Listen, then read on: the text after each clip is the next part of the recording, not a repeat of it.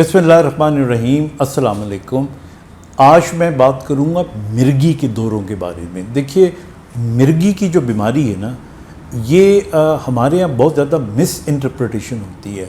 आप हमारे दही इलाकों में चले जाओ, वहाँ पे अगर किसी को मिर्गी का दौरा पड़ जाए तो वो इसको बाज़ औक़ात किसी जिन चुड़ैल का असर कह के इसको टाल देते हैं। कई दफ़ा वो ये समझते हैं कि शायद ये कोई ज़िंदगी मौत का क्वेश्चन बन गया है, और बहुत सी इसके बारे में उनकी अपनी राय और उनकी मिथ्स मौजूद है मिर्गी के दौरों के बारे में। अब टेक्निकली मैं आपको सादा लफ्ज़ों में समझाता हूँ।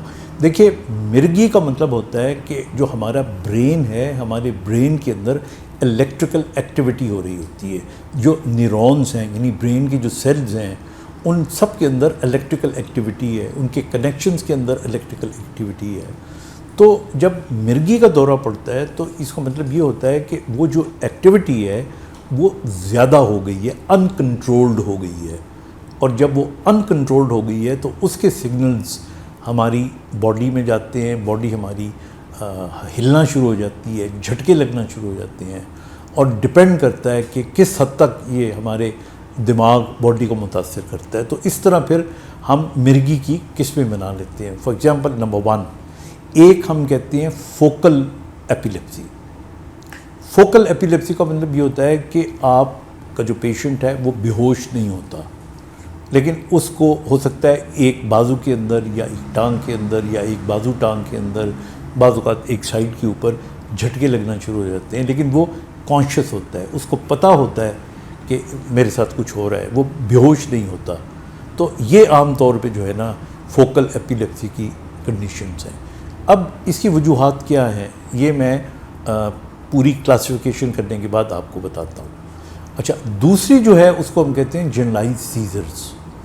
जनरलाइज्ड सीजर्स, एक ज़माने में हम इसे कहा करते थे ग्रैंड माल एपिलेप्सी, और इसका मतलब ये होता था कि टॉनिक क्लॉनिक झटके लगते हैं और अकड़ाव पैदा होता है और मरीज़ अनकॉन्शियस होता है। और अगर कोई शख्स हमें आके कहता है कि जी उसका बच्चा या बेटा या भाई उसको मिर्गी का दौरा पड़ा है, तो जो ऐसा डॉक्टर 3 क्वेश्चन मैं पूछता हूँ। आया वो बेहोश हुआ था कि नहीं? अगर वो कहे कि जी बेहोश हो गया था। फिर अगला क्वेश्चन होता है उसकी ज़ुबान कटी थी क्या, उसके मुंह से खून तो नहीं निकला था?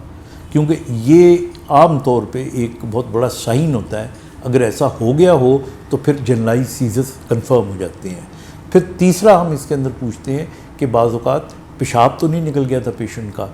तो ये भी जो सेवेरिटी वाले झटके होते हैं उनके अंदर ये मुमकिन हो सकता है। अब होता ये है कि मरीज़ आराम से बैठा हुआ होता है, उसको समझ ही नहीं आ रही होती, और एकदम झटका शुरू होता है, और झटका लगते साथ ही वो बेहोश हो जाता है। बेहोश होने के बाद पहले उसको जिस्म उसका अकड़ता है, झटके लगना शुरू हो जाते हैं। और जिस शख्स ने पहले मिर्गी के मरीज़ को नहीं देखा हुआ मिर्गी के दौरे में, उसे लगता है शायद ये इसका आखिरी लम्हा आ गया, बिकॉज़ उसकी वो तड़प रहा होता है, यूँ लग रहा होता है कि जैसे उसकी जान निकल रही होती है। और जो लोग बार बार रिश्तेदार जिनको पता होता है ये अजीज़ व क़ारिब को, वो यूजुअली इतने उस वक्त परेशान नहीं होते, क्योंकि उन्हें पता होता है कि इसने ठीक हो जाना है। अब ये जब दौरा शुरू होता है तो ये 3, 4, 5, 6 मिनट तक रहता है। अच्छा, कई लोगों के अंदर ये फिर ऑटोमेटिकली ठीक हो जाता है, मरीज़ की आंखें खुल जाती हैं, वो फिर बड़ा परेशानी में देख रहा होता है, क्योंकि तब तक और 4-6 लोग उसके आसपास आ चुके होते हैं। वो यूँ देखेगा कि क्या हुआ है, वो परेशान होगा, उससे आप पूछोगे तो उसे कोई याद नहीं होगा, और कुछ देर के बाद वो थोड़ा सा बेहतर हो जाता है। कई लोग काफ़ी देर तक बेहतर नहीं होते, और कई घंटों तक भी वो नॉर्मल नहीं होते। सो इट डिपेंड्स करता है कि कितनी सेवेरिटी का वो एपिलेप्सी का आपका अटैक था। अच्छा, यहाँ पर चलते हुए यह बात भी मैं आपको बताता हूँ कि चूँकि इस अटैक ने अगले 5-6 मिनट में ठीक हो ही जाना होता है, तो हमारे यहाँ एक मिथ बनी हुई है जूती सुंघाने वाली। अब वो जूती सुंघाने वाली जो मिथ है वो क्या है कि जी मरीज़ को आप जूती सुंघाएंगे तो उसका एपिलेप्सी ख़त्म हो जाएगी। अब वो मिथ कैसे बनी है? चूँकि इस हमले ने या अटैक ने 5-6 मिनट में खुद ही ख़त्म हो जाना होता है, तो जब लोग जूती को तलाश करते हैं, पहले तो मरीज़ को देखते रहते हैं कि कितना परेशान है, फिर जूती को तलाश करते हैं, लेकर आते हैं, फिर जब तक उसके नाक पे रखते हैं جو کہ بالکل غلط طریقہ ہے، تو اس کے کچھ دیر بعد اس نے ٹھیک تو ویسے ہی ہو جانا ہوتا ہے. سو دا کریڈٹ گوز ٹو وہ جوتی کی وجہ سے ہی ہو گیا. Very wrong. اس سے اس کی obstruction ہو سکتی ہے. فوری طور پہ آپ کو کیا کرنا چاہیے، آپ کو اگر اس کے ٹائی پہنی ہے یا عام آدمی ہے اس کے بٹن ڈھیلے کر دیں آپ اس کو، اور کبھی بھی اس کے منہ میں چمچ نہ ڈالیں، کیونکہ دندل پنجابی میں کہتے ہیں بعض اوقات وہ کانپ رہا ہوتا ہے منہ ان کا، تو ان کو لگتا ہے کہ زبان نہ کٹ جائے، تو زبان کو یعنی نہ کٹنے کی یعنی طرف جانے سے منہ میں کوئی چمچ یا کوئی چیز دے دیں گے تاکہ زبان نہ کٹے، وچ از ویری رانگ. کیونکہ وہ اتنے زور کی جھٹکے ہوتے ہیں ان سے تو بعض اوقات آپ کا دانت ٹوٹ جاتا ہے، اور دانت ٹوٹ کے کوئی پتہ نہیں آپ کی سانس کی نالی میں چلا جائے. تو کبھی بھی آپ جو ہے نا کوئی بھی چیز اس کے منہ میں نہ ڈالیں. اچھا، پھر اگلا سٹیپ آپ نے یہ کرنا ہے کہ جو مریض ہے اس کو سائڈ پہ لٹا دینا ہے، سیدھا کبھی نہیں لیٹنے دینا اس کو، کیونکہ اگر اس کی بلیڈنگ ہو گئی ہے، وہ بے ہوش ہے، جھٹکے لگ رہے ہیں، that can goes to your lungs میں چلا جائے تو ایسپریشن نمونیا ہو جائے گا. پھر اس سے بھی زیادہ بڑھ کے امپورٹنٹ ہے کہ خدا کے واسطے اس کے منہ میں پانی نہ ڈالیں. ہمارے ہاں یہ جو ہمارا بیک گراؤنڈ ہے نا گاؤں کا رہنے والا، تو ہمارے ہاں تو جب کسی کو بے ہوشی ہوتی ہے تو منہ پہ چھٹے مارتے ہیں، وہ اس کو چاہے دورہ پڑا ہوا ہو تو اس کا سر اوپر اٹھا کے اس کو پانی پلانے کی کوشش کرتے ہیں.